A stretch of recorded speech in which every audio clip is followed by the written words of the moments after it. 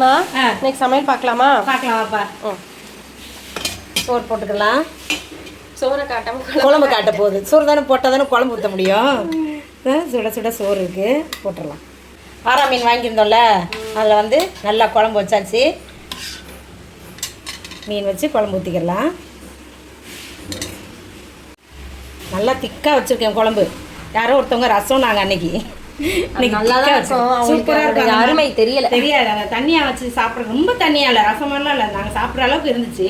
அப்படி சாப்பிட்டு பாருங்கள், அது இன்னொரு டேஸ்ட்டு. இந்த மீனில் கேரட்டும் கோஸும் போட்டு பொரியல் பண்ணியாச்சு. இது புதினா கொத்தமல்லி துவையல் பண்ணியிருக்கேன். ஆனால் தாளிக்கலை, நான் தாளிக்காமையே சாப்பிட்ணும், அப்போ தான் அது நல்லது. ஏன் எண்ணெயை சேர்த்துக்கிட்டே இருக்கணும், வதக்கிட்டேன் எண்ணெயில், அதனால் தாளிக்காமல் வச்சுருக்கேன். ரசம் வச்சாச்சு. இன்றைக்கி சூப்பராக ஒரு ரசம். இன்றைக்கி நம்ம வீட்டு சமையல். இன்றைக்கி பிறந்தநாள் திருநாள் கொண்டாடுற எல்லாருக்கும் வாழ்த்துக்கள் சொல்கிறேன், ப்ரேயர் பண்ணிக்கிறேன். எல்லோரும் சந்தோஷமாக இருங்க. நாங்கள் வந்து கோல்டு ரிங்கு வாங்க போயிருந்தோமா, அது வந்து லிங்க்கு கொடுத்துருக்கோம், செக் பண்ணி பாருங்கள். டைமண்டும் கோல்டும் சேர்ந்தாப்பில் வாங்கியிருக்கோம். கீழே இருக்கும் அந்த ஏரோ மார்க்கை செக் பண்ணி பாருங்கள், வீடியோ பாருங்கள். அடுத்த வீடியோவில் பார்க்கலாம். பாய்.